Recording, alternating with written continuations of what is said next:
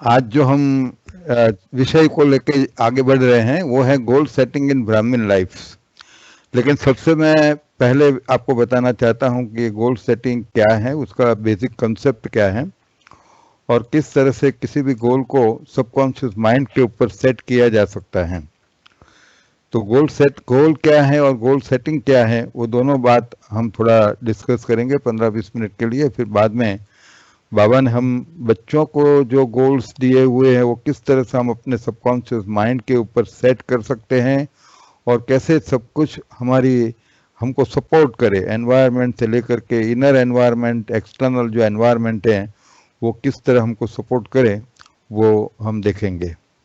तो सबसे पहले हम देखेंगे व्हाई गोल्स आर इम्पोर्टेंट। जीवन में हर एक आदमी को लक्ष्य रखना चाहिए, सिर्फ रखना नहीं चाहिए लेकिन सबकॉन्शियस माइंड के ऊपर उसको सेट भी करना चाहिए। तो goals provide a sense of direction, सबसे पहली बात तो ये है। तो goal provide a sense of direction, goals focus our effort, किस दिशा में हमको कैसे एफर्ट करना है। Goal guides our plans and decisions, goal help us to evaluate our progress, कितने माइलस्टोन्स हमने कवर किए, कितने माइलस्टोन्स अभी कवर करना बाकी हैं, तो हम कितना चले हैं वो सब हम उसमें विलिट कर सकते हैं। उससे और भी एक बात है कि जैसे life without goal is like an uncontrol boat in a sea which can hardly reach the destination. A person without specific goal is always mislead. इसलिए हमको गोल रखना है और गोल को सेट भी करना है। Knowledge helps us to reach our destination, हर चीज में नॉलेज का महत्व है। बाबा ने भी कहा है कि नॉलेज इज पावर। तो यदि आपको समझ है, नॉलेज है हर चीज का, तो अच्छी तरह से आप अपने गोल को भी आइडेंटिफाई कर सकते हैं, गोल सेट भी कर सकते हैं। अब व्हाट इज गोल? देखो, मियर dreams and desires can never be A goal. People confuse goal with dreams and wishes. Dreams and wishes are nothing more than a desires. When your dreams and desires are strong, so when your dreams and desires are strong and when they are supported by 5 Ds, one is direction, dedication, determination, discipline and deadlines. So these are the 5 Ds, and it should be our desires or our dreams should be supported by these 5 Ds, then it will turn into goal. They turn into goals. In other words, goals are dreams with a deadlines and an action plan. Types of goal. There are 2 types of goal. One is called long-term goals, another is a short-term goal.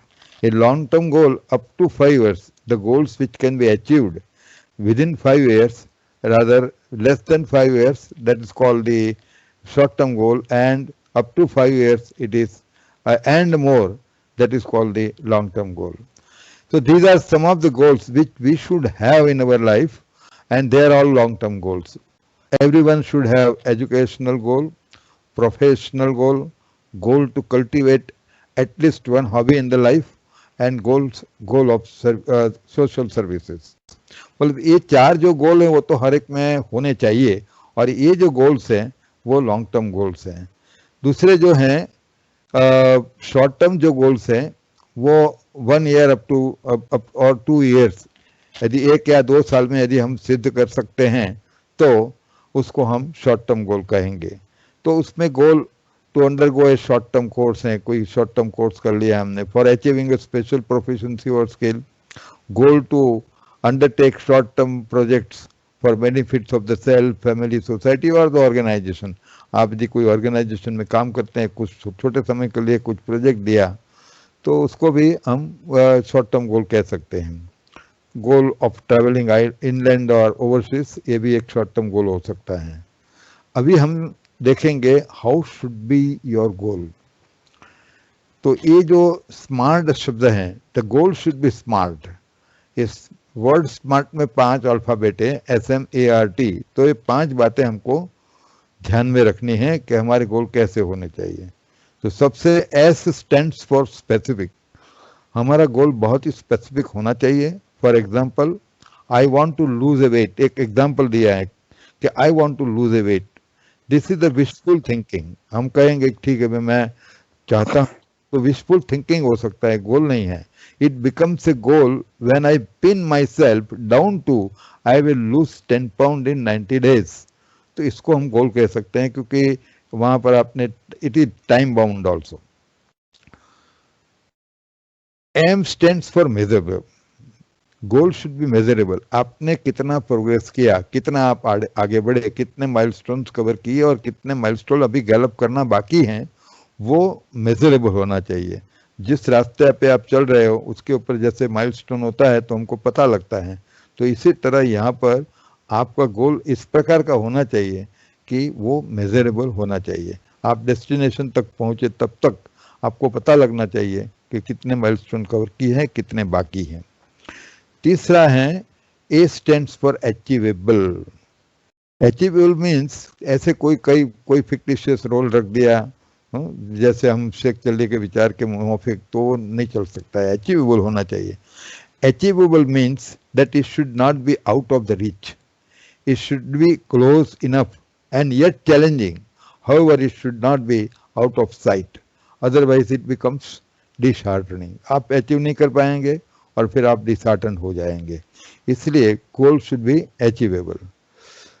Goal should be real, R stands for realistic, संभव होना चाहिए, realistic होना चाहिए। A person who wants to lose 50 pound in 30 days is being unrealistic. जो संभव ही नहीं है तो ऐसा गोल रखना नहीं चाहिए।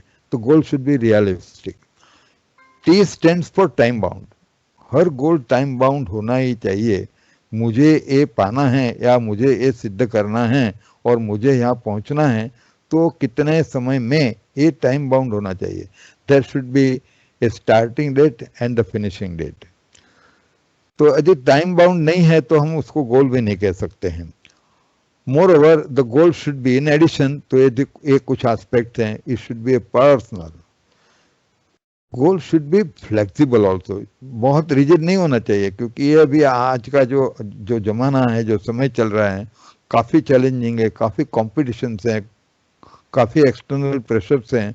तो उसमें हो सकता है कि कुछ ऊपर नीचे हो सकता है। तो goal should be little bit flexible also, और you should not be very rigid about it. दूसरा, पॉजिटिव एंड होलिस्टिक। देखो, गोल तो कुछ हो सकता है, कोई डाकू बनना चाहता है तो हम उसको अच्छा गोल नहीं कहेंगे। तो goal should be always positive and holistic, माना खुद का भी उसमें लाभ हो और खुद की भी उन्नति हो, सबकी उन्नति हो, ऐसा हमारा गोल होना चाहिए। The goal should B positive and holistic. Holistic माना सर्वांगी। गोल शुड बी विजुअलाइजेबल, क्योंकि गोल सेटिंग में ये पॉइंट जो है बहुत ही महत्वपूर्ण है, क्योंकि ये गोल सेटिंग जो है हम अपने सबकॉन्शियस माइंड के ऊपर करते हैं। तो विजुअलाइजेशन की बात मैंने पहले भी बताई है कि subconscious mind understand the language of pictures better than the words. Words are effective by 25% while the pictures are effective by 75%। तो ये गोल यदि विजुअलाइजेबल हैं तो उसको अच्छी तरह से सबकॉन्शियस माइंड के ऊपर आप सेट भी कर सकते हैं और सबकॉन्शियस के साथ अच्छी तरह से कम्युनिकेट भी कर सकते हैं। दूसरा है, गोल शुड बी रिटन, आप लिख लो, क्योंकि ये जितना आप में गोल के ऊपर आपको निश्चय ज़्यादा होगा। डिटर्मिनेशन मैंने आगे भी बताया था, डिटर्मिनेशन का पॉइंट, तो ये लिख देना चाहिए। And if you can declare publicly, तो ये पब्लिकली डिक्लेयर कर दो, आपके मित्रों को बता दो कि मेरे जीवन का ये गोल है। तो आपका अटेंशन उसके ऊपर हमेशा रहेगा कि मैंने तो ऑलरेडी लिख दिया है उसको, मैंने तो पब्लिकली डिक्लेयर कर लिया है कि मुझे ये पाना है, मुझे ये सिद्ध करना है। तो goal should be written and publicly declared. अब जब भी हम कोई भी गोल रखते हैं तो फिर उसका वो ठीक है या नहीं है, तो ये कुछ पॉइंट्स हैं, तो वो ध्यान में रख करके हमको हमारा गोल सेट करना चाहिए। Each goal must be evaluated in the light of following. आप देख लीजिए, पॉइंट्स भी बहुत महत्वपूर्ण है। इज इट द ट्रुथ, सत्य होना चाहिए। Is it fair for all concern, will it get me goodwill, will it get me health, wealth, peace of mind. सिर्फ हेल्थ नहीं, सिर्फ वेल्थ नहीं, लेकिन पीस ऑफ माइंड भी उसमें है। तो will it get me health, wealth and peace of mind. Is it consistent with my other goals, क्योंकि आदमी को कई गोल्स हो गए नाउ, कंट्रोवर्शियल विरोधाभासी यदि हमने गोल्स रखे हैं तो फिर टकराव होगा एक दूसरे के बीच में। तो is it consistent with my other goals and can I commit myself to it. ये कुछ पॉइंट्स हैं जो हमें ध्यान रखना चाहिए जब हम कुछ गोल रखते हैं और सेट करने की कोशिश करते हैं। देखो, अभी मैंने आपको बताया है कि हमें अपने गोल को अपने सबकॉन्शियस माइंड के ऊपर सेट करना है। तो सबकॉन्शियस माइंड का एक गोल सेटिंग में क्या इंपॉर्टेंस है और अल्फा स्टेट का क्या इंपॉर्टेंस है इन गोल सेटिंग, इसकी थोड़ी चर्चा कर लेते हैं। तो conscious mind and subconscious mind जो हमारे दो मन हैं, अभी तो मनोवैज्ञानिकों ने 4 मन की बात बताई है, conscious mind, subconscious mind, unconscious mind and the supra conscious mind. जो कॉन्शियस माइंड है, जब हम जागृत होते हैं उस वक्त जो कार्य हम करते हैं ज्यादातर जिस माइंड से करते हैं वो है कॉन्शियस माइंड। उस वक्त हम अलर्ट होते हैं, अवेकंड होते हैं, और जो भी एक्टिविटी हमारे कॉन्शियस माइंड में होती है, चलती हैं, उससे हम अवेयर भी होते हैं। तो ये जो टोटल माइंड है हमारा, उसका 10% ही एक कॉन्शियस माइंड है। कॉन्शियस माइंड इज जैसे एक माइंड हमारा आइसबर्ग की तरह है, कंपैरिजन कर सकते हैं। तो उसमें 10% is out of water and बाकी तो सब सबमर्ज रहता है। तो ये 10% जो है वो हम कॉन्शियस माइंड हमारा है। सबकॉन्शियस माइंड जो है रिमेनिंग 90% इज सबकॉन्शियस माइंड। लेकिन ये सबकॉन्शियस माइंड का अभी मनोविज्ञान ने, साइकोलॉजी ने, साइकोलॉजिस्टों ने 3 डिवीजन किए हैं, जिसमें subconscious mind, unconscious mind and supra conscious mind. तो ये सब मिला करके 90% है। लेकिन अभी उन्होंने बताया है कि subconscious mind is 40%, unconscious mind is 49% and 1% is supra conscious mind. तो ये सबकॉन्शियस माइंड जो है वो एक प्रकार का रिकॉर्ड है। Conscious mind is a recorder. बाबा ने जैसे कहा है कि हमारी आत्मा के ऊपर पूरे 84 जन्मों का पार्ट नुदा हुआ है, या जो कुछ भी हम करते हैं उसका एक कंटिन्यूस रिकॉर्डिंग चलता रहता है। इसीलिए हमारी 2 पर्सनालिटी हैं। एक पर्सनालिटी है इनेट पर्सनालिटी, दूसरी पर्सनालिटी है एक्वायर्ड पर्सनालिटी। ये जो एक्वायर्ड पर्सनालिटी है वो हम पार्ट बजाना शुरू करते हैं, उसके बाद बिल्टअप होती हैं। और ये जो भी हम कुछ करते हैं इंद्रियों के माध्यम के द्वारा, 13 इंद्रियां शरीर के माध्यम के द्वारा जो भी आत्मा एक्टिविटी करती हैं, उसका एक परफेक्ट रिकॉर्ड बनता जाता है आत्मा के ऊपर, और इसी को हम सबकॉन्शियस माइंड कहते हैं। मनोविज्ञान कहता है कि इस शरीर में आने के बाद जो भी हमने कार्य किए हैं उसका जो रिकॉर्डिंग है वो सबकॉन्शियस माइंड है। उसमें तो कुछ हम रिकॉल भी कर सकते हैं, रिकलेक्ट भी कर सकते हैं, और जो पिछले जन्मों का जो रिकॉर्ड है वो सब अनकॉन्शियस माइंड के ऊपर हैं, और एक्स्ट्रा सेंसरी परसेप्शंस के जितने भी रिकॉर्ड्स हैं वो हमारे अनकॉन्शियस माइंड के ऊपर, सुप्रा कॉन्शियस माइंड के ऊपर रहते हैं। आइए अभी ये थोड़ा ओवरऑल एक टेबल में के दोनों को बीच में डिफरेंस बताया है कि what is conscious mind and what is subconscious mind and what is the difference. तो कॉन्शियस माइंड इज 10% और subconscious mind is 90%. One is a boss, another is a servant like, because subconscious mind is not logical. उसके पास power बहुत है, शक्ति है, वो जिन की तरह है। तो जैसा कॉन्शियस माइंड उसको गाइड करेगा उस प्रकार से वो काम करेगा। Use logic, do not use any logic, वो लॉजिकल नहीं है। फिल्टर, नो फिल्टर, यहाँ कोई फिल्टर नहीं हो सकता है। ये एनालिटिकल है और ये क्रिएटिव है, बिकॉज रिकॉर्डिंग है, क्रिएटिव अनुभव है, सब कुछ सबकॉन्शियस माइंड के पास है। वो विस्डम भी है, एग्जीक्यूट्स, ये प्लानिंग में मदद करता है। Think before action, work faster on negative commands. Understand jokes, does not understand joke, क्योंकि लॉजिकल नहीं है। सेट गोल, अचीव गोल। देखो, गोल सेटिंग में कॉन्शियस माइंड काम करता है, लेकिन गोल अचीव करने के अंदर ये पूरी हमारी पर्सनालिटी जो है वो सबकॉन्शियस माइंड है, वो हमको मदद करती है। तो इस तरह से एक ओवरऑल व्यू हमने लिया कि conscious mind and subconscious mind के बीच में डिफरेंस क्या है। इंपॉर्टेंस ऑफ सबकॉन्शियस माइंड, अभी जो हम डिस्कस करेंगे पॉइंट्स वो जरा ऊपर ओवरव्यू देख लेते हैं। Importance of subconscious mind and alpha state in goal setting. Subconscious mind का क्या इंपॉर्टेंस है हमने ऑलरेडी डिस्कस किया है। Catalyst for goal setting and visualization, कुछ कैटलिस्ट है जो हमको मदद कर सकते हैं, इवन अल्फा स्टेट में आने के लिए भी मदद कर सकते हैं, और विजुअलाइजेशन जो हमको करना है गोल सेटिंग के लिए उसमें भी वो कैटलिस्ट मदद कर सकते हैं। कुछ क्योंकि अल्फा स्टेट में आना है तो रिलैक्सेशन टेक्निक तो अपना ही पड़ेगी। तो जैसे मैंने लास्ट टाइम भी बताया था कि रिलैक्सेशन, एफर्मेशंस, विजुअलाइजेशन एंड इमोशनलाइजेशन, ये 4 स्टेप्स हैं हमारे कोई भी पर्सनालिटी ट्रेट को बदलना है, चेंज करना है। तो रिलैक्सेशन टेक्निक भी देखेंगे जिसके हमने ऑलरेडी चर्चा कर ली है, कई लोगों ने वेबसाइट पर आर्टिकल भी पढ़ लिया होगा। तो goal setting through auto suggestion and visualization, पूरा गोल सेटिंग जो है वो ऑटो सजेशन और विजुअलाइजेशन के माध्यम से ही होता है। उसमें हमें अपनी फीलिंग्स को, हमारी संवेदनाओं को जोड़ना है, ऐड करना है। तो पूरा जो ऑटो सजेशंस कैसे होने चाहिए वो भी हम थोड़ा डिस्कस कर लेंगे बाद में। आइए, डेल्टा स्टेट का महत्व लास्ट टाइम मैंने थोड़ा सा बता दिया है कि मन की जो मुख्य रूप से 4 अवस्था होती हैं। तो एक होता ही बीटा स्टेट, जो हम जब जागृत अवस्था में होते हैं तो बीटा स्टेट में होते हैं। बीटा प्लस भी होती हैं, यदि 25 ये जो साइकिल्स पर सेकंड, ये माइंड में जो वेव्स, इलेक्ट्रोमैग्नेटिक जो वेव्स उत्पन्न होते हैं, इलेक्ट्रिकल वेव्स, उसकी फ्रीक्वेंसी है, वेव्स होते हैं उसकी हमेशा फ्रीक्वेंसी होती है, हाउ मेनी साइकिल्स पर सेकंड। यदि ये वेव की फ्रीक्वेंसी 14 और 25 के बीच में है तो बीटा स्टेट में हम हैं, और यदि 7 और 14 के बीच में है तो हम अल्फा स्टेट में हैं, 4 to 7 के बीच में है तो थीटा में है, और 1 to 4 के बीच में है तो डेल्टा स्टेट में है। अब आप शायद जानते हैं कि इसका थोड़ा डिस्कशन तो किया है कि हमें कम से come for the goal setting और इवन पर्सनालिटी ट्रांसफॉर्मेशन के लिए भी हमको कम से कम अल्फा स्टेट में आना चाहिए, क्योंकि if we are in beta state then we are not that firmly connected with the subconscious mind. तो सबकॉन्शियस माइंड को सरफेस पे लाने के लिए, उसके साथ कनेक्शन एस्टेब्लिश करने के लिए minimum requirement is alpha state. Alpha state एक तंद्रा अवस्था भी कह सकते हैं। अल्फा अवस्था में हम सोए हुए नहीं होते हैं।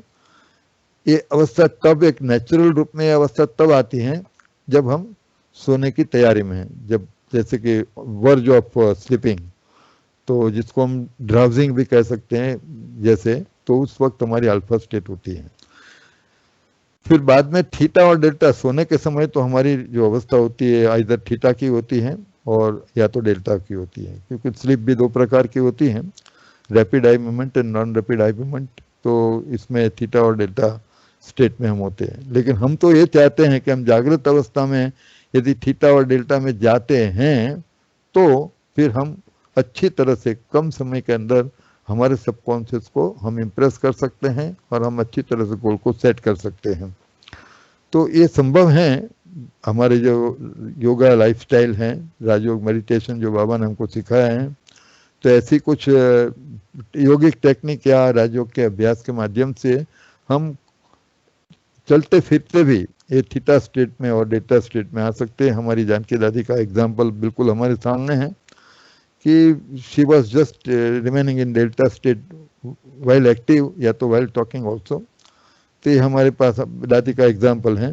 तो इस तरह से हम अपने राजयोग के अभ्यास से और कुछ दूसरी रिलैक्सेशन टेक्निक के माध्यम से मिनिमम हम अल्फा स्टेट में हमको आना ही पड़ेगा। तो ये अल्फा स्टेट का महत्व मैंने आपको बताया। अभी आइए हम कैटलिस्ट के बारे में देख लें कि हमको अल्फा स्टेट में आने के लिए या तो जागृत अवस्था में निरंतर अल्फा या डेटा ये थीटा स्टेट में रहने के लिए हमें ये कैटलिस्ट काम कर सकते हैं। एक तो बर्निंग डिज़ायर, जो गोल आपने रखा है उसके लिए आपको एक बर्निंग डिज़ायर होनी चाहिए। ऐसा नहीं है बस ठीक है, होता है तो ठीक है, नहीं होता है तो ठीक है, ऐसी बात नहीं होनी चाहिए। डिटर्मिनेशन मैंने बताया था। फिर फेथ, अपने आप में भी फेथ होनी चाहिए। Almighty is always with us, हमारे साथ तो बाबा यहीं हैं, तो खुद में भी फेथ होना चाहिए और बाबा में भी फेथ होना चाहिए जिसने हमको निश्चय बताया। फिर साइलेंस, जैसे बाबा ने अंतर्मुक्ता की बात बताई है, अभी अभी एक वाणी में बाबा ने, स्पेशल वाणी थी बाबा की, बहुत अच्छी वाणी मानी जाती है, तो वो वाणी में भी बाबा ने अंतर्मुक्ता के ऊपर कितना महत्व दिया है। तो साइलेंस, ये कैटालिस्ट हमारे लिए इतने महत्वपूर्ण नहीं है, क्योंकि हम तो ऑलरेडी राजयोग मेडिटेशन प्रैक्टिस करते हैं, लेकिन ये बाहर वालों के लिए है कि जिनके लिए ये सब बातें मैटर करती हैं। देखो, हम तो नियमित रूप से मेडिटेशन भी करते हैं, फिर पॉजिटिव थिंकिंग, ज़्यादातर तो हमारी थिंकिंग भी पॉजिटिव होती है। फिर प्रेयर, जो बाहर वालों के लिए जो प्रेयर है, ये भी आपको थोड़ा अल्फा स्टेट में ट्रैंक्विलिटी, कामनेस वो क्रिएट कर सकती हैं। जब बहुत ज़्यादा खाया होता है तो भी माइंड इतना कंसंट्रेट नहीं कर पाते हैं, तो थोड़ा फास्टिंग है। ये हिप्नोटिज्म तो है ही, मतलब ये सेल्फ हिप्नोटिज्म की भी एक टेक्निक है जो हमको मेडिटेशन में भी कुछ मदद कर सकती है, और इसमें भी गोल सेटिंग में भी मदद कर सकती है। रिलैक्सेशन टेक्निक जो है, तो वो डीप ब्रीथिंग की जो टेक्निक है, जो हमने बहुत डिटेल में डिस्कस किया है आगे के 2 सेशन में, और आप लोगों ने वेबसाइट के ऊपर जा करके उसका जो पूरा आर्टिकल है वो भी पढ़ लिया होगा कि किस तरह से हम अपने आप को ये अल्फा स्टेट में लाने के लिए डीप ब्रीथिंग की टेक्निक, इसको एब्डोमिनल ब्रीथिंग भी कहते हैं, उसका जो टाइम ब्रेकअप है, उस टाइम ब्रेकअप के अनुसार फिर हम जब करेंगे। और इस बार भी शायद मैंने इस थर्सडे को एक जो पोस्ट किया है वो भी how to improve concentration power, उसके बारे में ही किया है, किसको मिला हो तो वो भी उसमें ये बात ही है कि किस तरह से हमको माइंड को स्टेबलाइज कर सकते हैं, फोकस कर सकते हैं और कंसंट्रेट कर सकते हैं। तो ऐसी एक ब्रीदिंग टेक्निक मैं इसलिए चर्चा नहीं कर रहा हूँ कि हमने ऑलरेडी उसके ऊपर डिस्कशन कर लिया है।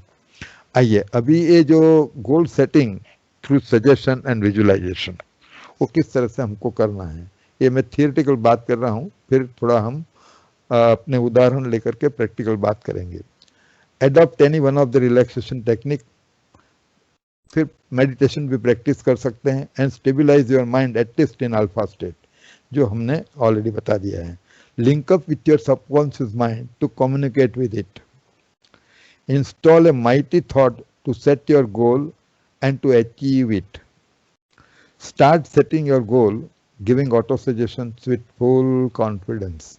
ये जो ऑटो सजेशन की यहाँ पर बात है, वो किस प्रकार से ऑटो सजेशन देना है, वो आप गाइडलाइन आप अपने आप भी सोच करके ऑटो सजेशन दे सकते हैं। मैं इलस्ट्रेशन दूंगा आगे, और यदि आप किसी को कंसल्ट करके उसका प्रिस्क्रिप्शन लेना चाहें तो प्रिस्क्रिप्शन भी ले सकते हैं। मतलब हम लोग ये काम करते हैं कि ऑटो सजेशन का प्रिस्क्रिप्शन, यदि कोई आपकी कोई शॉर्ट कमिंग है, वीकनेस है, उसको बदलना है, या कोई स्पेसिफिक गोल सबकॉन्शियस के ऊपर सेट करना है, तो वो गोल यदि आप हमको बताते हैं तो फिर हम उसके ऑटो सजेशन के प्रिस्क्रिप्शन लिख करके दे सकते हैं। तो किस प्रकार के ऑटो सजेशन आपको देना चाहिए, और समांतर पैरेलल किस प्रकार से कैसा विजुअलाइजेशन करना चाहिए, उसका भी मार्गदर्शन दिया जा सकता है। लेकिन आप खुद भी काफ़ी कुछ कर सकते हैं, यदि थोड़ा थियरी समझ लें तो फिर आप अच्छी तरह से अपने आप भी कर सकते हैं।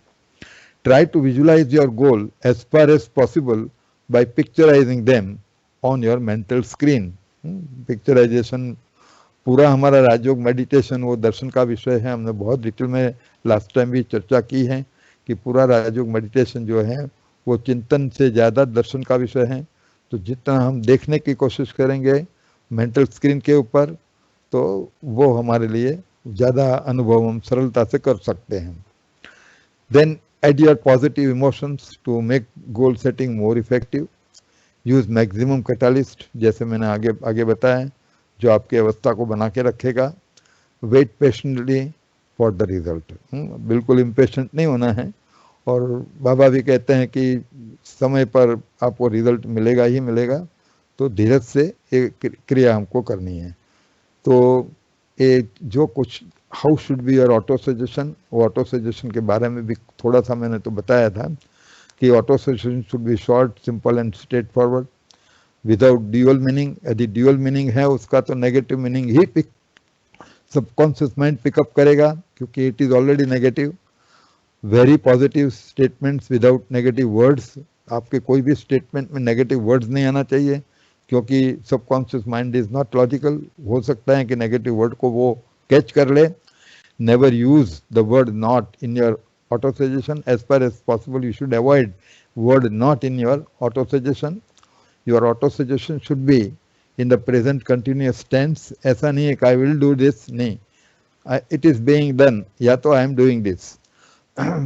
Your auto suggestion should be picturisable और विजुअलाइजेबल। जितने ऐसे ऑटो सजेशन आप फ्रेम कीजिए जिसको आप अच्छी तरह से विजुअलाइज कर सकते हैं।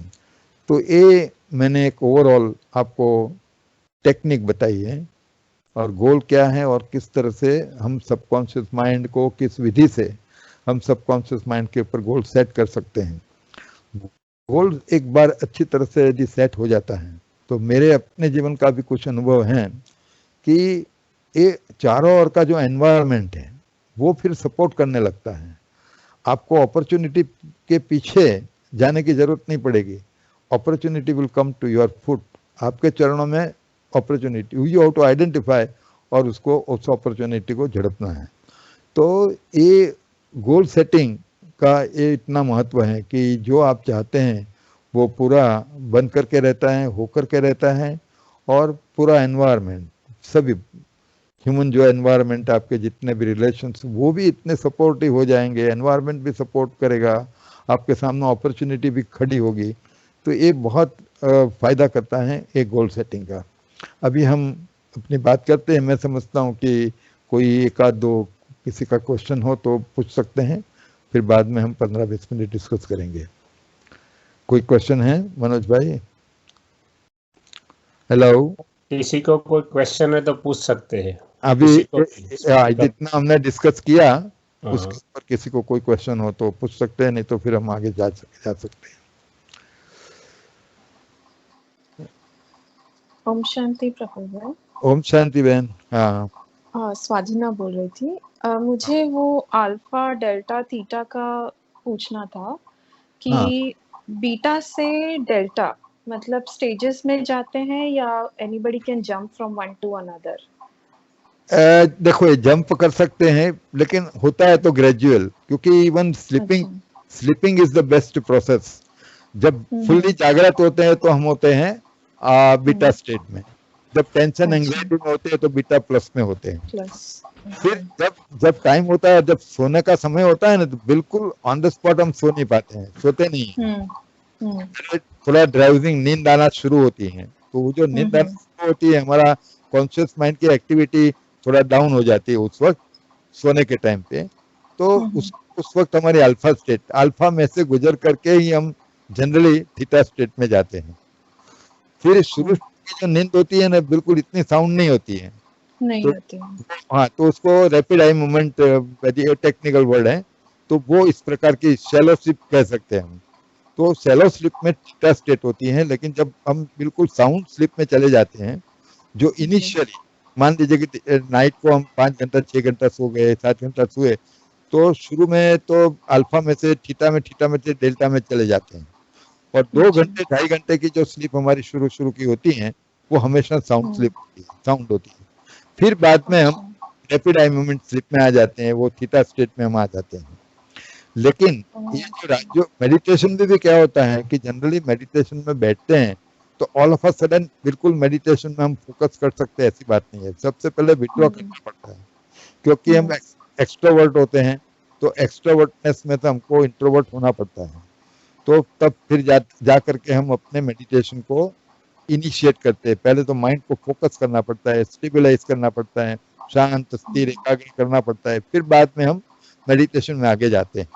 तो यहाँ पर भी वही बात है कि आप उस रिलैक्सेशन टेक्निक में अपनाते हैं तो ग्रेजुअली अल्फा स्टेट में जाए, बीटा में से अल्फा में जाते हैं, अल्फा में से फिर डेल्टा में भी जा सकते हैं। तो minimum requirement is alpha state. Personality trait to impress the subconscious mind, minimum requirement is alpha state. नहीं तो फिर क्या होगा कि जब बीटा स्टेट के अंदर कोई चीज बहुत बार रिपीटेडली करते रहते हैं तो सबकॉन्शियस माइंड के ऊपर इफेक्ट होती है, लेकिन ये हम एक डेडलाइन में पूरा करना चाहते हैं, तो इसीलिए ये अल्फा स्टेज जो है वो महत्वपूर्ण है इस विधि के लिए। तो इसमें थॉट्स का बहुत ज्यादा इन्फ्लुएंस होता है कि जितना कम थॉट्स होगा उतना ऊपर के स्टेट में जाता है ये? हाँ बिल्कुल, माइंड के अंदर आपका माइंड जितना शांत होगा, स्थिर होगा, फोकस्ड होगा, तो हम बीटा स्टेट में और बीटा अल्फा में और थीटा डेल्टा में सहज रूप से जा सकते हैं।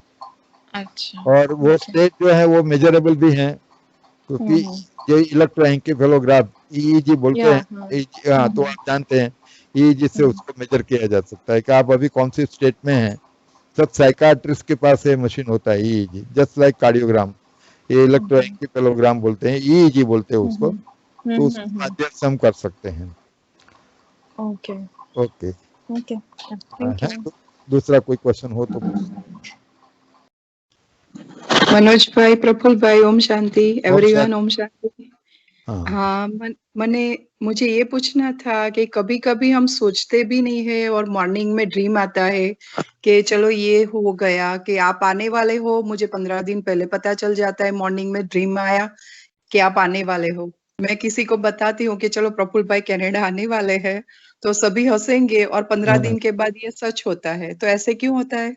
बिल्कुल। अभी देखो ये जो पॉइंट आपने पूछा है, थोड़ा सा ये विषय के बाहर तो है, लेकिन फिर भी मैं सिंपली बता देता हूँ कि बाबा ने बिल्कुल बता दिया है कि मिनट सेकंड टू सेकंड का ड्रामा आपके आत्मा के ऊपर नुदा हुआ है।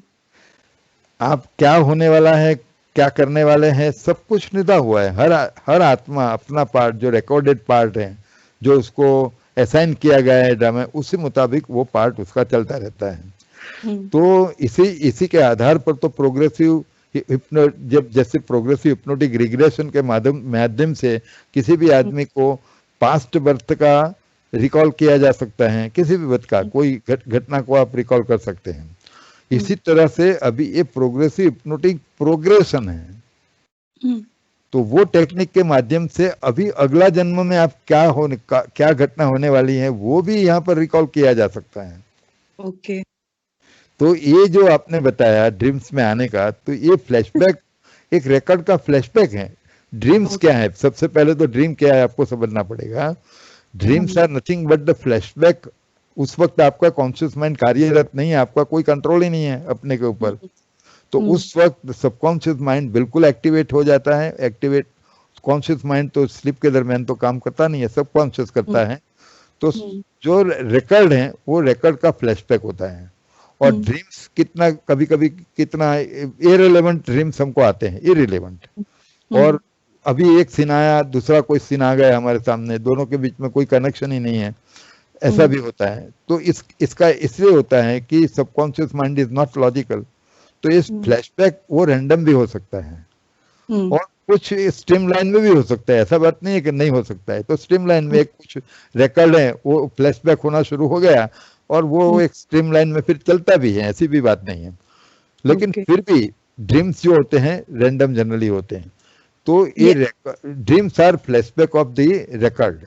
तो ये फ्लैशबैक होता है जो घटना होने वाली है। जैसे आपने बताया कि भी कोई आने वाला है, तो वो घटना घटने वाली है, वो आया था, कल्प पहले भी आया था, उसका रिकॉर्ड आपके सबकॉन्शियस माइंड के ऊपर है। तो वो फ्लैशबैक हो जाता है कि ड्रीम में फ्लैशबैक हो जाता है और वो घटना हो जाती है। तो इसीलिए इसमें मतलब आश्चर्यचकित होने की कोई दरकार नहीं है, क्योंकि बाबा ने तो बता दिया है कि 84 जन्मों का पूरा पार्ट आपके आत्मा के ऊपर रिकॉर्डेड है और वही रिकॉर्ड आप बजाते जाते हो। बस अभी नेक्स्ट मेरा पार्ट क्या है इतना नहीं जानते, इसलिए हमको फ्रीडम टू एक्ट है। We have a freedom to act. इसलिए ड्रामा को नेगेटिव नहीं लेना चाहिए। मैं जो करना चाहूँ कर सकती हूँ, ठीक है, लेकिन जो सेकंड बीत गया वो अकॉर्डिंग टू द ड्रामा वो सेकंड बीता, जो मेरा रिकॉर्ड है मैंने वो पार्ट प्ले किया है। तो ये मैं समझता हूँ कि आपका उत्तर उसमें मिल गया होगा आपको। हाँ, थैंक यू थैंक यू। क्योंकि आने वाला समय वो भी रिकॉर्ड है, जो घटना अभी नेक्स्ट मोमेंट में होने वाली वो भी रिकॉर्डेड है। तो फ्लैशबैक एडवांस में हो सकता है। तो थैंक यू। ओके, हाँ, ओम शांति। हाँ, तो हम अभी बाबा ने हम बच्चों को देखो, जब से हमको बाबा मिले हैं तब से बाबा ने हमको लक्ष्य ही दिए हैं। और हमको जो डिफिकल्टी हो रही है, कई बच्चों को इस ज्ञान मार्ग में चलने में डिफिकल्टी हो रही है, और खास करके योग के अंदर हमारे प्रॉब्लम्स तो ज़्यादा योग में ही होते हैं और कई बार हमको धारणा में भी तकलीफ होती है। चाहते हैं धारणा करने के लिए, धारणा होती नहीं है। जिस हद तक हमको विकारों के ऊपर विजय प्राप्त करना है, वो भी हम इतना अच्छी तरह से, जो संस्कारों का परिवर्तन करना है, तो वो भी हम अच्छी तरह से नहीं कर पा रहे हैं। कई बार फ्रस्ट्रेशन जैसा भी आता है। तो मैं समझता हूँ कि बाबा ने जो भी हमको लक्ष्य दिए हैं, वो इस विधि से हमें अपने सबकॉन्शियस माइंड के ऊपर सेट करना चाहिए। हम अपने गोल को जानते हैं क्योंकि बाबा ने गोल दिए हैं। ये भी जो गोल हैं सब डिसाइडेड गोल हैं, वो हमारे नहीं है। बाबा ने हम बच्चों को एक गोल दिए कि बच्चे तुम्हारा अभी लक्ष्य ये होना चाहिए। हमारे लक्ष्य तो अलग थे, लौकिक दुनिया में थे तब, जब ज्ञान नहीं था। लेकिन जब से बाबा हम बच्चों को मिले हैं, तब से बाबा ने हमको काफी लक्ष्य दिए हैं, और ये सभी लक्ष्य राजयोग से आपको सिद्ध करना है। ज्ञान भी दिया और योग भी सिखाया।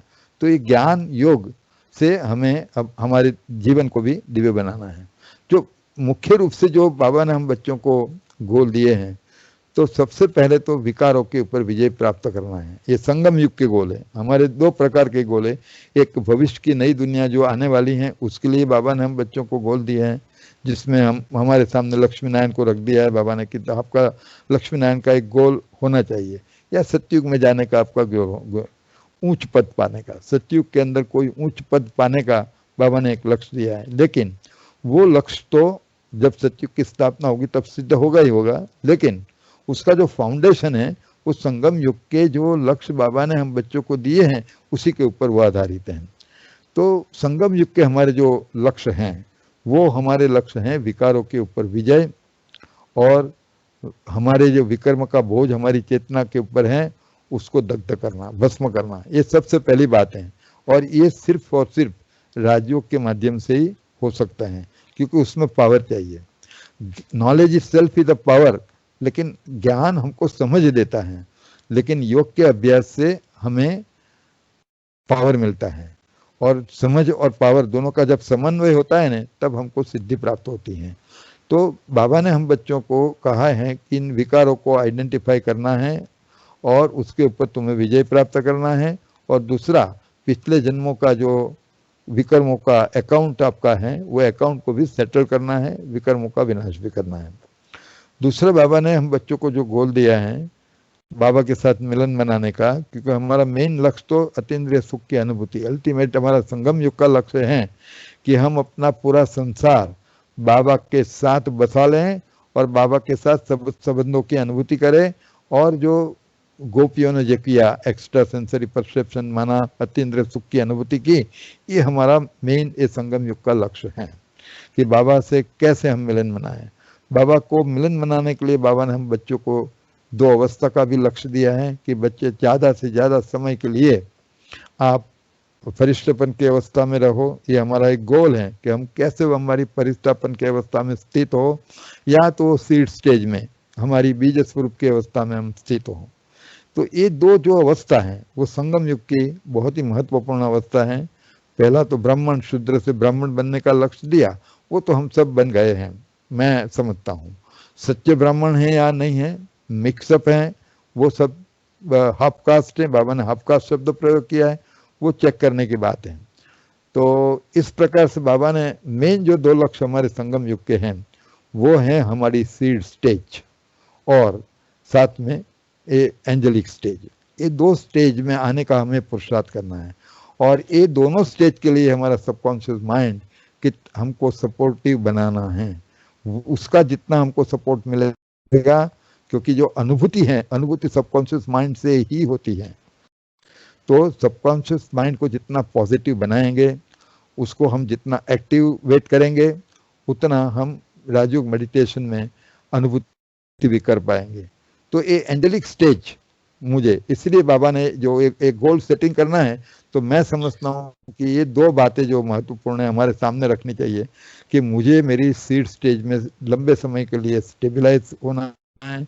मैं जब चाहूँ, जितने समय के लिए चाहूँ, उतने समय के लिए सीड स्टेज में स्थित रह सकती हूँ। मैं जितना समय चाहूँ, जब चाहूँ, तब मैं अपनी एंजेलिक स्टेज में आ सकती हूँ। ये हमारा गोल होना चाहिए कि मुझे मेरी एंजेलिक स्टेज को अचीव करना है, मुझे मेरी सीड स्टेज को अचीव करना है। फिर बाबा के साथ जो मिलन का हमारा गोल है, वो तो सहज once you come in angelic stage, तो वो तो फिर आप बिल्कुल बाबा आपके सन्मुख ही, ऐसा समझ लो। आकारी रूप में बाबा आपके सन्मुख हैं, क्योंकि सूक्ष्म वतन जैसी कोई चीज तो है नहीं, बाबा ने बताया है, वो तो एक साक्षात्कार की दुनिया है। तो बाबा आपके सामने आ ही जाता है आकारी स्वरूप में। आप अपने आकारी स्वरूप में, वो जो गोल जब सिद्ध हो जाता है तो बाबा आपके सामने आकारी रूप में है, मलन बना सकते हो। और सीड स्टेज में आप परम धाम में बहुत सहज रीति से जब भी चाहो, जितने समय के लिए चाहो, आपकी इच्छा के अनुसार वहां पर पहुंच सकते हो और बाबा से मिलन मना सकते हो। तो ये हमारे संगम युग के 2 गोल जो हैं। अब इसमें सिद्ध करने के लिए बाबा ने रिपीटेडली उसका अभ्यास करने की बात बताई है। लास्ट टाइम भी मैंने एक अव्यक्त वाणी का उल्लेख किया था, जिसमें बाबा ने कहा था कि अपनी जो संपूर्ण अवस्था है, संपूर्ण अवस्था में आप कैसे दिखेंगे, वो ज्ञान मुरलियों में हमको बहुत स्पष्ट समझ दी है कि एंजेलिक स्टेज क्या है और एंजेलिक स्टेज में आप कैसे दिखोगे। तो ये सब बातें, और उसमें किस तरह से आप डिटैच हो जाते हो, किस तरह डबल लाइट अवस्था में आते हो, किस तरह उसको एक अंतर्वाहक शरीर के रूप में उसका प्रयोग करते हो, ये सब बातें बाबा ने इतना स्पष्ट रूप से हम बच्चों को ज्ञान के माध्यम से समझाया है। तो उसकी संकल्पना, इसका जो कॉन्सेप्ट है, उसकी जो विभावना है, वो हमारी बुद्धि में स्पष्ट है। यदि स्पष्ट नहीं है तो स्पष्ट करना चाहिए, क्योंकि गोल सेटिंग में आपका गोल क्या है उसकी क्लैरिटी बिल्कुल होनी चाहिए माइंड के अंदर कि भाई गोल क्या है मेरा, तो उसकी क्लैरिटी होना चाहिए, उसका कॉन्सेप्ट हमारे सामने क्लियर होना चाहिए। फिर बाद में बाबा ने कहा कि इस ज्ञान के आधार के या इस समझ के आधार पे आप अपने पूर्ण स्वरूप को विजुलाइज करते रहो। ये गोल सेटिंग नहीं है तो क्या है, यही तो गोल सेटिंग है। ये जो बाबा ने अभ्यास की बात बताई, मैंने भी जो मेथड ऑफ सेपरेशन की बात बताई थी, कि आप प्रोजेक्शन की बात बताई थोड़ी बहुत, और इवन कन्वर्जन की मेथड की भी थोड़ी बहुत हमने डिस्कशन किया। ये जो विधि अपनाते हैं, जो प्रोसेस अपनाते हैं, वो सबकॉन्शियस माइंड को हम ट्रेनिंग देते हैं। तो ये बार बार अभ्यास करने से ही होगा, एक बार के अभ्यास से नहीं होगा। और हमारा लक्ष्य बार बार, जब भी आप फ्री पड़े ना, तो ठीक है चलो रिलैक्स हो जाओ और आंखें बंद कर दो और विजुअलाइजेशन स्टार्ट कर दो। और मुझे ये बनना है, मुझे यहाँ तक पहुँचना है, बाबा मेरे साथ हैं, मैं बिल्कुल श्योर इस अवस्था को प्राप्त करूंगी, उसमें संशय नहीं आना चाहिए। बच्चे फ्रस्ट्रेट बहुत जल्दी हो जाते हैं, बाबा के बच्चे फ्रस्ट्रेट हो जाते हैं। थोड़ा पुरुषार्थ किया, कुछ अनुभव नहीं हुआ तो थोड़ा फ्रस्ट्रेशन आ जाता है। तो ये नहीं होना चाहिए। अब बाबा के ऊपर हमको पूरा निश्चय होना चाहिए, हमारा लक्ष्य बिल्कुल क्लियर हमारे सामने होना चाहिए, और उसको बार बार मेंटल स्क्रीन के ऊपर इमर्ज करके उसको सेट करने की कोशिश करनी चाहिए। और संकल्प दो कि मैं फरिश्ता हूँ, बनने वाला हूँ ऐसी बात नहीं, मैं फरिश्ता हूँ, मैं फरिश्ता बनूंगा ऐसी बात नहीं करनी है, ये तो फ्यूचर टेंस हो गया। मैं हूँ ही डबल लाइट फरिश्ता, मैं हूँ ही डबल लाइट फरिश्ता। और अपने वो फरिश्ता स्वरूप को बार बार इमर्ज कीजिए, और इमर्ज करके जितना इमर्ज करेंगे, जितनी क्लैरिटी होगी, जितनी स्टेबिलिटी होगी, उतना सबकॉन्शियस माइंड के ऊपर उसकी इंप्रेशन सबसे ज़्यादा होगी। तो इस तरह से हम अपने विजुअलाइजेशन के माध्यम से, ऑटो सजेशन के माध्यम से, मैं मूलभूत रूप से बीज स्वरूप आत्मा ही हूँ, मेरा समग्र अस्तित्व, मेरा समग्र व्यक्तित्व मुझ बिंदु आत्मा में समाया हुआ है।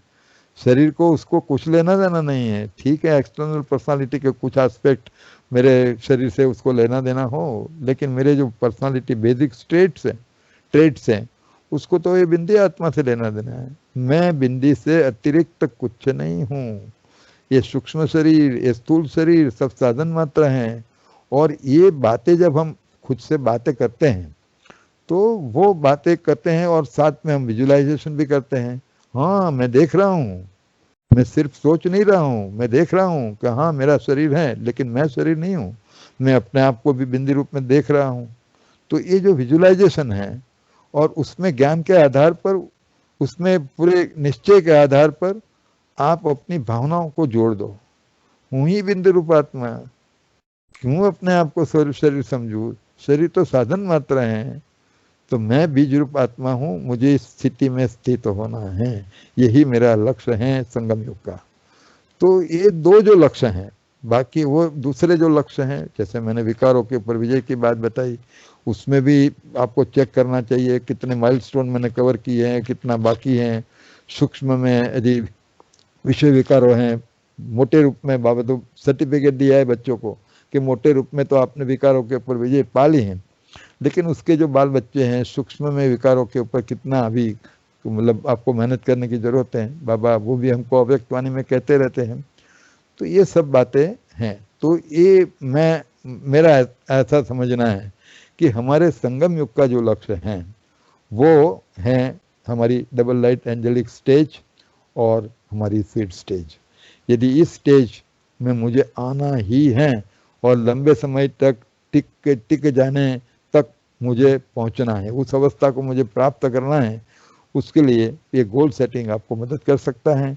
और जो भी तकलीफ माइंड, देखो ये व्यर्थ संकल्प का आना, ये सब कुछ बंद हो जाएगा, अपने आप बंद हो जाएगा। यदि सबकॉन्शियस माइंड को बता दिया कि मेरे जीवन का ये लक्ष्य जो है वो है डबल लाइट एंजेलिक स्टेज और सीड स्टेज, मुझे इस स्थिति में ज़्यादा से ज़्यादा समय के लिए कर्म करते हुए भी मुझे इसमें स्थित रहना है, तो मैं समझता हूँ कि ये फिर आपको योग के अंदर खेलपाल हो जाएगा।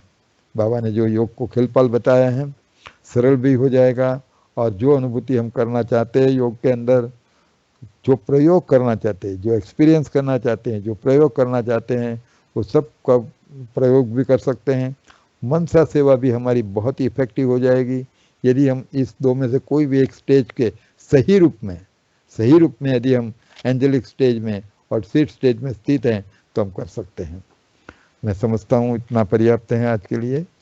5 मिनट का समय है, यदि किसी को इसके बारे में कोई क्वेश्चन हो तो पूछ सकते हैं। मनोज भाई।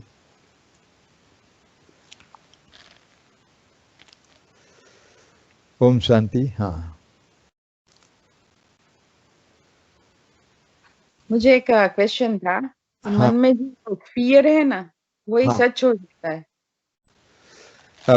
मन में फियर रहता है या जो फियर होता है वही होता है ना? आई मीन वो थॉट्स आती है फियर की, तो वही सच हो जाती है। हाँ, तो ये मतलब जैसा आप सोचोगे वैसा बनोगे, जैसा सोचोगे वो तो इनवाइट करते हैं ना, तो वो घटना तो होगी। इसीलिए आपको ये सभी चीज़ों से जो नेगेटिविटी है, जो शॉर्ट कमिंग है, वीकनेस है, जो नेगेटिविटी है, उसको पॉजिटिव में ट्रांसफर करना है। तो मैं एक फियरलेस सोल हूँ, ये ऑटो सजेशन दे सकते हैं आप कि मैं एक निर्भय आत्मा हूँ। अब जब जिसका साथी है भगवान, उसको क्या करेगा आंधी और तूफान। जब बाबा ही मेरे साथ हैं तो मुझे क्या फियर रखना है। यदि फियर आता भी है तो वो कुछ पिछले जन्म का संस्कार की वजह से आता है, कोई घटना है इसलिए वो फियर आपको लगता रहता है। तो फियर जो है वो फिर उसके लिए भी आपको ऑटोसेशन देना चाहिए। ये आपकी एक मतलब ये पर्सनालिटी का नेगेटिव एस्पेक्ट है कि आपको फियर आता है। फिर आपको देखना चाहिए कि फियर होता है तो कहाँ पर फियर, किसकी वजह से फियर होता है, किसका फियर होता है, भाई किसका लगता है, वो देखना चाहिए। तो वो भी कुछ पास्ट वर्ष में कुछ ऐसी घटना हो गई हो। अब किसी को पानी का डर लगता है, पानी देखते और डर जाते हैं, फियर लगता है, तो हो सकता है लास्ट वर्ष के अंदर डूब करके उनका डेथ हो गया हो। तो कहीं ऊंचाई से गिर गया है तो हाइट का फिर उसको वर्टिगो का प्रॉब्लम होता है। तो ये सब प्रॉब्लम्स प्रोग्रेसिव हिप्नोटिक रिग्रेशन के माध्यम से क्योर किया जाता है। अभी तो थेराप्यूटिक एप्लीकेशन हो गई है उसकी कि यदि डॉक्टर जब फेल हो जाते हैं तो फिर ये प्रोग्रेसिव हिप्नोटिक से पास्ट बर्थ को रिकॉल करा के, वो घटना को रिकॉल करा के फिर कुछ अच्छा हो जाता है। तो ये जो फियर जो है मानो, तो आपको आइडेंटिफाई करना, इन जनरल फियर शब्द नहीं, आप आइडेंटिफाई करो कि फियर है तो किसका फियर है, क्या फियर है, कहाँ पर फियर है। अपने आप में विश्वास नहीं है, फियर ऑफ फेलियर है, या फियर ऑफ रिजेक्शन है, तो उसके पीछे फिर ईगो काम करता है। तो उसके लिए फिर थोड़ा मतलब आप बताएंगे तो फिर उसके बारे में सोचा जा सकता है कि किस प्रकार से आपको ऑटोसेशन देना चाहिए, किस प्रकार का आपको विजुअलाइजेशन करना चाहिए, कैसे तो आपके इमोशंस को उसको जोड़ना चाहिए। तो ये किया जा सकता है। लेकिन दूर होगा आपका जो जो कुछ भी फियर होता है, वो भी एक संस्कार है, फियर का संस्कार है, वो बदला जा सकता है। ये इसी के लिए तो ये गोल सेटिंग का हो या पर्सनालिटी ट्रांसफॉर्मेशन का हो, यहाँ हमारा आज का विषय गोल सेट कर दो, सबकॉन्शियस माइंड को बता दो कि मेरा अल्टीमेट गोल ये है, तो फिर सब पॉजिटिव आपके साथ सब पॉजिटिव होना शुरू हो जाएगा। एफर्ट तो करना ही पड़ेगा, आपको एक्शन प्लान बनाना पड़ेगा, उसके ऊपर चलना भी पड़ेगा, पुरुषार्थ के बिना तो कुछ मिलता ही नहीं है, तो पुरुषार्थ करना पड़ेगा। हाँ, एनी अदर क्वेश्चन?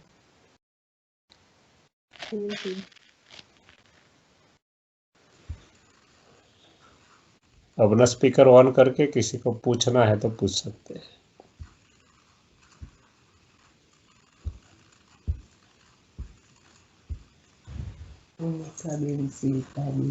ओके,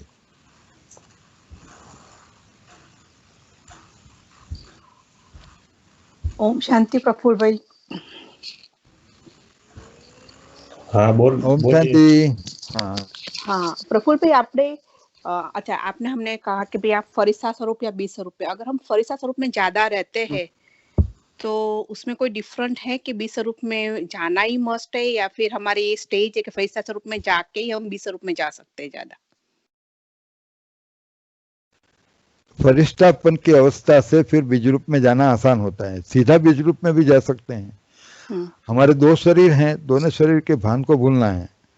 यदि आप स्थूल शरीर के भान को भूल गए तो फिर नेचुरली सूक्ष्म शरीर का भी प्रयोग तो करना है। एक हमारे लिए तो वाहन है, साधन भी है। संगम युग का श्रेष्ठ साधन है हमारा ये डबल लाइट शरीर, जिसको बाबा ने अंतर्वाक शरीर बताया है। दोनों अवस्था का अपना अपना एक महत्व है। वतन में जाकर के बाबा से सूक्ष्म वतन में मिलना चाहते हैं तो आकारी रूप में जाना पड़ेगा। तो फिर और मान लीजिए कि हाईएस्ट लेवल ऑफ प्योरिटी है, या हमको आत्मा को बिल्कुल शक्ति से संपन्न करना है, निर्व शांति, प्रगाढ़ शांति का अनुभव करना है, तो हमारे लक्ष्य के ऊपर आधारित है कि हम सीड स्टेज में आए या हम आकारी स्टेज में बाबा से मिलन मनाएं। अब बाबा से संबंधों की रचना लेनी है, प्रेम की अनुभूति करनी है, तो ये सब जो बातें हैं, आनंद की अनुभूति करनी है, बाबा से डीलिंग करना है, बाबा से बातचीत करनी है, तो उसके लिए फिर बाबा हम बच्चों को एंजेलिक स्टेज जो हमारी है उसका महत्व बताया है बाबा ने। तो हमारा आज के मेडिटेशन का लक्ष्य क्या है, और कर्म करते करते जब हम कर्म करते हैं तो उस वक्त भी हम एंजेलिक स्टेज में यदि कर्म करते हैं तो फीलिंग होगा ना, मैं कर्म कर रहा हूँ लेकिन एंजेलिक स्टेज में कर रहा हूँ। जैसे मेरे सूक्ष्म शरीर के माध्यम से मैं हर कर्म कर रहा हूँ, स्थूल शरीर का भान नहीं है। आप सब कर्म कर रहे हैं, आपके पास हाथ है, पैर है, सब कुछ है, पूरा शरीर आपके पास है, लेकिन वो सूक्ष्म शरीर के माध्यम से आप कर रहे हैं।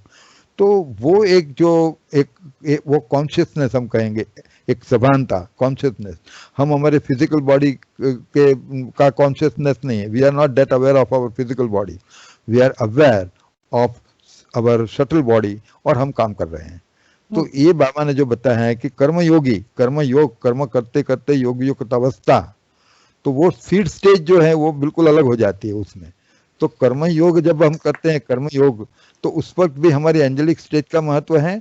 और जब हम सूक्ष्म वतन में जाकर के आकारी मिलन बाबा से मनाते हैं, हाँ, ब्रह्मा के तन में बाबा को मिलते हैं, तो वो हमारे उसमें भी फरिश्तापन की स्टेज का ही महत्व है। ये सीड स्टेज जो है, सीड स्टेज के अंदर हम मनसा सेवा भी कर सकते हैं, ऐसी बात नहीं है, कर सकते हैं, लेकिन एंजेलिक स्टेज में भी मैं समझता हूँ इतनी इफेक्टिव हम मनसा सेवा कर सकते हैं। तो ज्यादातर हमको एंजेलिक स्टेज में, क्योंकि एक्टिविटी करना है ना। सही। देखो, सीड स्टेज एक ऐसी चीज है, हमको बाबा ने बहुत सारी जिम्मेवारियां दी है, तो ये जिम्मेवारियों को जो निभाने के लिए भी हमारे लिए ये सूक्ष्म शरीर जो है संगम युग का बहुत ही महत्वपूर्ण कोई साधन है, तो वो हमारा सूक्ष्म शरीर है, उसका महत्तम उपयोग हमें करना है। तो दोनों स्टेज का मैं तो समझता हूँ कि इक्वल इम्पोर्टेंस है। और हमको ये एक परम शांति, निरव शांति या हाईएस्ट लेवल ऑफ प्योरिटी वगैरह जो अनुभव करना है, तो हमारा शांति धाम जो है वो बहुत महत्वपूर्ण है। तो शांति धाम में जाकर के सीड स्टेज में भी बाबा से मिलन मनाते हैं हम, लेकिन उसमें वार्तालाप कम होता है। ऐसा भी नहीं है कि नहीं कर सकते, लेकिन वार्तालाप के लिए सूक्ष्म वतन अच्छा है। तो दोनों स्टेज का मेरी दृष्टि तो इक्वल इम्पोर्टेंस है, लेकिन ये कर्मयोगी के लिए या बाबा के साथ पूरा संसार बसाने के लिए, कम्युनिकेट करने के लिए, तो ये हमारा जो डबल लाइट एंजेलिक स्टेज जो है वो महत्वपूर्ण है। तो उसको बार बार विजुलाइज करो, बार बार उसमें अपने आप को स्थित करने का एक अभ्यास हमारा चलना चाहिए, फिर एक आदत सी हो जाएगी तो सरल हो जाएगा। थैंक यू प्रफुल्ल भाई, thank you very much. Om Shanti. शांति, ओम शांति। ओम शांति प्रफुल्ल भाई, हाँ मेरे को बोलिए।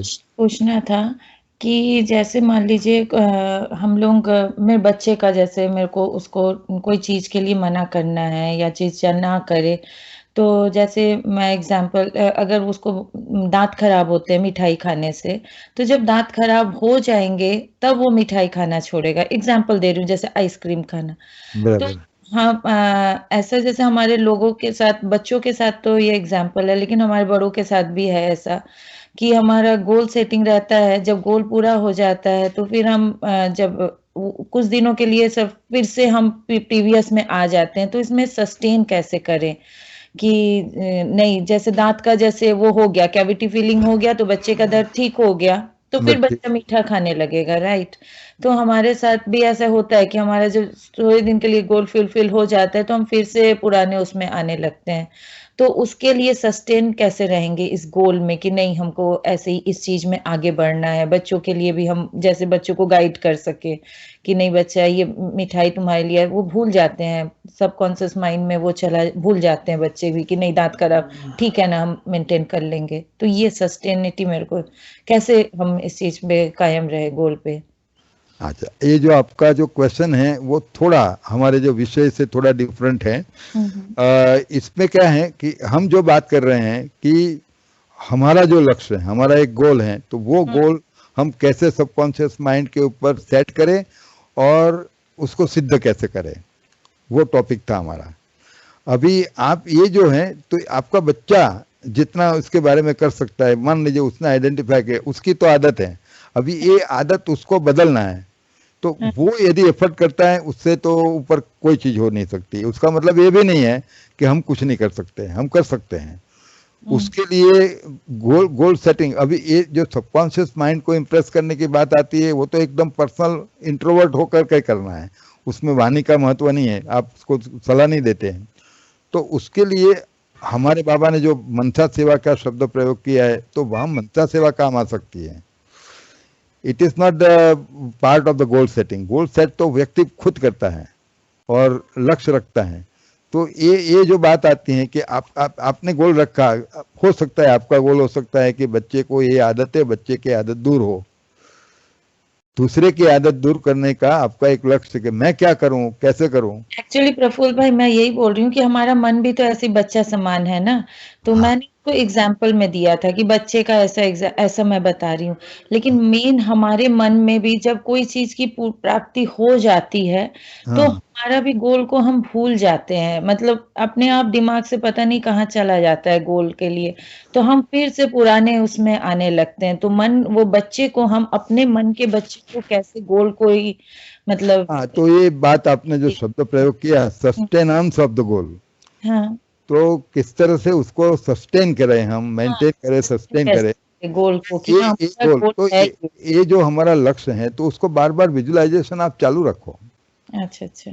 जैसे गोल सेटिंग के अंदर गोल मान लीजिए कि आपको सिद्ध हो गया, अभी उसको मेंटेन करना है, उस अवस्था को मेंटेन करना है या वो सिद्धि को मेंटेन करना है, तो उसको बार बार विजुअलाइज करो कि मैं ये हूँ, मुझे एक गोल सिद्ध हुआ है, मुझे उसको बना के रखना है, मुझे उसको बना के रखना है, मुझे उसको बना के रखना है। और आपकी कोशिश उस दिशा में होनी चाहिए, आपका फ्यूचर का एक्शन प्लान भी उसके कि भी ये जो मैंने अचीव किया है वो फिर मैं गंवा ना दूं। उसके लिए भी एफर्ट चाहिए, उसके लिए भी एफर्ट चाहिए, सस्टेनेंस के लिए, मेंटेनेंस के लिए भी। तो ये जो आपने जो ऑटो सजेशन, विजुअलाइजेशन जो दिए हैं, उसमें थोड़ा भाषा में अंतर होगा, थोड़ा सा भाषा में अंतर हो सकता है, लेकिन वो बार बार फिर आपको रिपीट करना पड़ेगा, उसको सस्टेन करना पड़ेगा, मेंटेन करना पड़ेगा। और दूसरी मैं बात बताऊं कि आपने यदि विधिवत एक गोल सेट करके उसको सिद्ध किया है, विधिवत, देखो पहले तो कोई गोल सेटिंग ही नहीं करता है, ये जो ये मेथड की बात बताए कौन करता है, फिर भी सबके गोल तो सिद्ध होते हैं, नहीं होता है ऐसा भी नहीं है। तो जाने अनजाने में भी हम काफी कुछ कर लेते हैं जिससे हमको सिद्धि मिलती है, लेकिन सिस्टमेटिकली जब गोल सिद्ध करते हैं तो वो आसानी से सिद्ध होता है और पूर्ण गोल सिद्ध होता है। वहाँ तो कुछ कमी भी रह जाती है और काफी कठिनाई आती है, जो समय पे पूरा होना चाहिए वो समय पे पूरा नहीं होता है। तो ये सब कुछ गोल सेटिंग के अंदर उसका समाधान मिल जाता है। बिल्कुल टाइम बाउंड है तो टाइम पे आपका गोल सिद्ध हो जाएगा और पूर्ण गोल सिद्ध होगा और सभी तरह से आपको सपोर्ट मिलेगा। ये गोल सेटिंग का एडवांटेज ये है। बाकी तो लोग विदाउट गोल सेटिंग भी काफी कुछ जीवन में कर लेते हैं ना। ये तो मैंने तो थियरी आज बताई आपको। अब वो कितने लोग ये सिस्टमेटिक इस प्रकार से गोल सेट करते होंगे। और इसलिए ये जानने से हमको फायदा ये होता है कि कम से कम एफर्ट के अंदर हम अपने और हमारी इच्छा मुजब पूरा हमारा जीवन बना सकते हैं जी। तो ये उसका एडवांटेज है कि ये थोड़ा समझ में आएगा तो फिर हम उसको ये मेंटेनेंस के लिए भी आपको अपने जो सजेशन है, पॉजिटिव थिंकिंग है और जो ऑटो सजेशन गोल सेट करने के समय जो आपने दिए हैं वही आप चालू रखिए। सस्टेनेंस के लिए भी उसमें कुछ लैंग्वेज में फ़र्क हो सकता है, उसके विजुअलाइजेशन में थोड़ा फ़र्क हो सकता है, वो कौन सा पॉइंट है उसके ऊपर निर्भर करता है।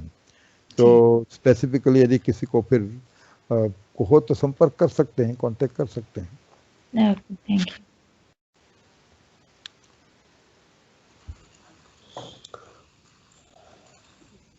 Any questions? ओम शांति प्रफुल्ल भाई। हाँ, ओम शांति। शांति। जो बहन ने थोड़ी देर के पहले जो क्वेश्चन पूछा था डबल लाइट फरिश्ता स्थिति या बिंदु स्वरूप का, तो मोस्टली मुरली में यही सुना है कि अपने को बिंदी समझ, बिंदी बाप को परम धाम में प्यार से याद करो। तो जो कर्म विनाश करने की बात है, संस्कार परिवर्तन की बात है, अपने पाप नष्ट करने की बात है, वो मैं इतना समझी कि वो हमारी बिंदु स्टेज में वो हम प्राप्ति वो अचीव कर सकते हैं। जैसे डबल लाइट फरिश्ता स्थिति है वो तो फिर भी एक आकारी स्वरूप है, बिल्कुल में भी एक स्वरूप आता है, बिंदी स्वरूप नहीं है वो भी। तो बाबा से प्राप्ति कौन सी स्टेज में ज्यादा होती है? विकर्म विनाश करने की बात, संस्कार परिवर्तन की बात, कभी किसी आत्मा को सकाश देना हो, परम धाम में ही सीधा उसको बिंदु रूप में ले जाए और उसको संस्कार परिवर्तन करने में अगर हमें हेल्प चाहिए तो कौन सी विधि सही है और कौन सी स्टेज में प्राप्ति ज्यादा है, फरिश्ता स्वरूप में या बिंदी स्वरूप में? वो मुझे थोड़ा क्लैरिटी चाहिए था। एग्जैक्टली। तो मैंने जब ये दोनों अवस्था की बात बताई उस वक्त मैंने बताया कि मतलब सीड स्टेज में कब आना चाहिए और फरिश्तापन में कैसे कब आना चाहिए। तो उसमें मैंने हाईएस्ट लेवल ऑफ प्योरिटी शब्द प्रयोग किया था कि यदि हाईएस्ट लेवल ऑफ प्योरिटी का मतलब ये ही होता है कि हम हमारी आत्मा को पवित्र बनाएं और जो विकारों से दूषित हुई है और विकर्मों का जो बोझ है तो उसके लिए सीड स्टेज ही महत्वपूर्ण है। और हमारा जो ज्वालामुखी योग है, क्योंकि ज्वालामुखी योग के ऊपर भी ये भी यदि कोई आर्टिकल पढ़ना चाहे तो पढ़ सकते हैं, वेबसाइट के ऊपर रखा है मैंने, गुजराती में है, हिंदी उसका मैं अभी 1-2 वीक में कर दूंगा, मैं रख दूंगा उसको। लेकिन उसमें भी ये ज्वालामुखी योग के अंदर सीड स्टेज का ही महत्व है। वो सीड स्टेज में ही जन्म जन्मांतर के बाबा ने तो कहा है कि एक ज्वालामुखी योग की स्टेज एक ऐसी है कि कुछ मिनटों के लिए यदि आप उस अवस्था में रहते हैं तो जन्म जन्मांतर के विकर्म भस्म हो जाएंगे। इंटेंसिटी ऑफ द फायर की भी मैंने बात बताई थी कि आपके कितने विकर्म विनाश होते हैं, तो आपके मेडिटेशन का लेवल क्या है, आपका स्तर क्या है। विचार सागर मंथन ये भी एक योग की अवस्था ही है, लेकिन वो बिल्कुल निम्न स्तर की योग की अवस्था है। लगन की, मगन की, अगन की 3 अवस्था की मैंने बात बताई थी। तो ये जो अगन अवस्था की जो बात है वो सीड स्टेज में ही आ सकती है। उसमें न तो वार्तालाप है, न कुछ है, न कम्युनिकेशन नहीं है, सिर्फ बाबा से ऐसा एक कनेक्शन हो जाता है, बिंदी का बिंदी से ऐसा कनेक्शन हो जाता है बस। तो बाबा से पावर मिलती है और हमारा सब विकर्म जो भस्म होते हैं, हम एक लाइटनेस का अनुभव करते हैं। इसीलिए आपने सही बताया कि कौन सी किस अनुभूति के लिए कौन सी अवस्था ठीक रहेगी। तो ये सीड स्टेज के अंदर खास कर मैंने परम शांति का अनुभव करना है तो वहाँ पर भी सीड स्टेज ही महत्वपूर्ण है। बिल्कुल नीरव शांति, प्रगाढ़ शांति, इमेंस पीस जिसको हम कहें, कि बस मैं एक डेड साइलेंस पे चला जाऊं, तो सीड स्टेज का महत्व है। हाईएस्ट लेवल ऑफ प्योरिटी के लिए भी सीड स्टेज का महत्व है। अपने एम्पावरमेंट, शक्तियों से संपन्न, मास्टर सर्वशक्तिवान बोलता हूं मैं, लेकिन उस अवस्था को पहुंचने के लिए भी सीड स्टेज का महत्व है। और मैंने उसके सामने बताया कि यदि सुख की अनुभूति करनी हो, सुख क्या है हम जानते हैं, तो जैसे बाबा से मिलन मनाते हैं, बाबा की बाहों में चले गए, बाबा की गोद में चले गए, बाबा से बातचीत की, बाबा के साथ डांस किया, बाबा को खाना खिलाया, ये सब चीज़ जो है उसमें जैसे एक रिलेशनशिप की अनुभूति होती है, तो उसके लिए हमारी आकारी स्टेज बहुत महत्वपूर्ण है। और ये जो, वैसे मैं डबल लाइट एंजेलिक स्टेज को कोई इंफीरियर सुपीरियर ऐसे कुछ मैं नहीं मानता हूँ। दोनों का अपने अपने स्थान पर महत्व है। और मनसा सेवा के अंदर भी आप क्या चीज़ शेयर करना चाहते हो, मान लीजिए कि बिल्कुल पीस, शांति आप शेयर करना चाहते हो, तो सीड स्टेज में ही शांति का अनुभव, आत्माओं को भी सीड स्टेज में स्थित करने के संकल्प हमारे होने चाहिए कि ये मेरे जितने भी हमजिन्स भाई हैं वो सब सीड स्टेज में बिंदु स्वरूप में अपने आप को पहचाने और अपनी बिंदु स्टेज में स्थित हो जाएं। तो ये भी हमारा एक इस तरह संकल्प हो सकता है। तो हम क्या शेयर करते हैं, तो जो हमको किसी को शांति का दान देना है, किसी को शक्ति का देना है, तो सीड स्टेज में उसका महत्व है। इसका मतलब ये भी नहीं होता है कि एंजेलिक स्टेज में आप नहीं दे सकते हैं। बॉडी कॉन्शियसनेस में यदि सब कुछ दे सकते हैं, बोलते भी हम बॉडी कॉन्शियसनेस में हमारा योग के अंदर बिल्कुल एंजेलिक स्टेज या सीड स्टेज होता है, ऐसा नहीं होता है। योग तो बॉडी कॉन्शियसनेस में भी हम करते हैं, बाबा को याद करते हैं। तो महत्व दोनों स्टेज का है, एंजेलिक स्टेज का भी है। इसलिए बाबा ने कहा अभी अभी आकारी, अभी अभी निराकारी, अभी अभी आकारी, अभी अभी निराकारी। तो दोनों का महत्व है। लेकिन आपने सही बताया कि हमारा लक्ष्य क्या है, आज के मेडिटेशन का लक्ष्य क्या है। तो लक्ष्य के आधार पर सीड स्टेज में मुझे जाना है या एंजेलिक स्टेज में मुझे जाना है, वो आप डिसाइड कर सकते हैं। बराबर, या क्योंकि मेरा मोस्टली सीड स्टेज वाला ही होता है। फ्रॉम द बिगिनिंग शुरुआत ऐसे ही हुई है कि मैं आकारी स्टेज में ज्यादा नहीं जा सकती, रह नहीं सकती, मैं सीधा सीड स्टेज में ही होती हूँ। और किसी प्रकाश देनी हो ना, हाँ, तो भी मैं उसको सीड स्टेज में ही इमर्ज करके, आत्मिक रूप में ही इमर्ज करके उसको सकाश देती हूँ। तो मुझे सिर्फ विधि जाननी थी कि एक तो मैं जो कर रही हूँ वो सही है, इफेक्टिव है और नहीं, और दूसरा उससे प्राप्ति हो सकती है। क्योंकि हम अपने में तो परिवर्तन लाते हैं, लेकिन हम दूसरों को भी मदद करते हैं, क्योंकि बाबा हमेशा दो बात बताते हैं, अपने में परिवर्तन करो, दूसरों को भी मदद करो। बिल्कुल तो हम दोनों साथ साथ करते हैं, तो वो भी हमें ध्यान रखना पड़ता है कि आसपास कोई ऐसी आत्मा होती है जिसको हमें मदद करनी है। तो सीड स्टेज ओके है, राइट? वो आपने बताया। तो बिल्कुल बिल्कुल आप क्या शेयर करना चाहते हैं, मतलब तो ये एंजेलिक स्टेज में क्या है कि मैं तो समझता हूं कि पूरे संगम युग की जो रिमझिम है, तो वो हम ये एंजेलिक स्टेज का बहुत महत्व है।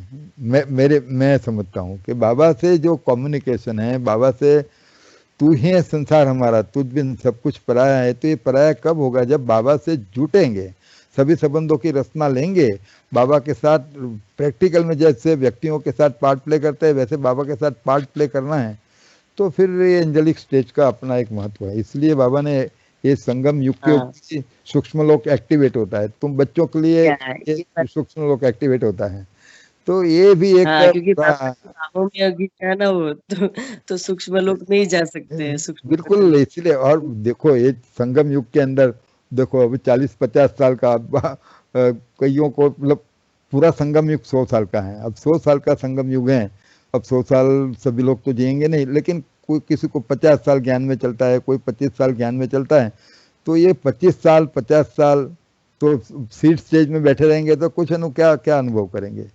बाबा के साथ का अनुभव वो एंजेलिक स्टेज का उतना ही महत्व है। कर्म योग के लिए भी हैं, बाबा के साथ की अनुभूतियों के लिए की भी हैं। लेकिन मैंने बताया कि for purification, for empowerment and for purification seed stage का एक अपना महत्व है। इसलिए एक दूसरा भी हम 5 बिंदुओं को याद रखना चाहिए। बिंदु में ही सब कुछ समाया है। बिंदु से आया हूँ, बिंदु पे आया हूँ, बिंदु बनना है, बिंदु बाप को याद करना है, और बिंदी हर एक घटना के बाद बिंदु लगाना है। 5 बिंदी को याद रखो। 5 केले भी खाओ, 5 केले भी खाने के लिए अकेले आए हैं, अकेले जाना है, अकेले में अकेले बन, अकेले बाप को याद करो, 5 केले खाओ और ये 5 बिंदी को याद करो। और ये 5 बिंदी जो है सही में 5 बिंदी, बिंदु की दुनिया से मैं आया हूँ, तो बिंदु से आया हूँ, बिंदु पे आया हूँ। बिंदु पे इसलिए आया हूँ कि ये पूरे समग्र ब्रह्मांड जो कॉर्पोरियल वर्ल्ड है उसमें ये पृथ्वी जो है वो मैं समझता हूँ कि जो साइज है तो बिंदु से अतिरिक्त कुछ नहीं है। हमारा रंगमंच जो है वो रंगमंच बिंदु से भी सूक्ष्म कहें तो भी चल सकता है। आप पूरे ब्रह्मांड जो जितना ये कॉर्पोरियल वर्ल्ड का जो अभी तो डायमीटर भी ढूंढ निकाला है पूरे कॉर्पोरियल वर्ल्ड का, उसकी सीमा भी है, इसलिए फिर ज्यादा क्लियर हो जाता है परम धाम का कंसेप्ट। तो उसके संदर्भ में हमारा जो रंगमंच है वो भी बिंदी है, इसलिए वो भी एक आर्टिकल है, मतलब हिंदी में गुजराती है, यदि आप तो जाकर वेबसाइट में पढ़ सकती हैं कि किस तरह से बिंदु राजयोग एक बिंदु सिद्ध योग, आर्टिकल का नाम है राजयोग बिंदु सिद्ध करने का हो योग। हमारे शास्त्रों में भी बिंदु सिद्ध योग शब्द प्रयोग किया है कि योग के द्वारा बिंदु को सिद्ध करना है। तो राजयोग एक बिंदु सिद्ध योग कैसे हैं उसमें 5 बिंदी की बात मैंने थोड़ा लिखने की कोशिश की है, तो वो आर्टिकल आप पढ़ सकते हैं। नहीं श्योर, आपकी वेबसाइट देखी है मैंने। हाँ अच्छा है। तो जो आर्टिकल के पेज में चले जाना, उसमें अभी तो ये आर्टिकल गुजराती में है, हिंदी अभी मैंने अपलोड नहीं किया है। Thank you so much Prafull. Okay very nice. Okay Prafull भाई, एनीथिंग? ओके मनोज भाई, हाँ थैंक यू। 1 मिनट हम योग करते हैं, हाँ बिल्कुल बिल्कुल फिर पूरा करते हैं, बराबर? राइट।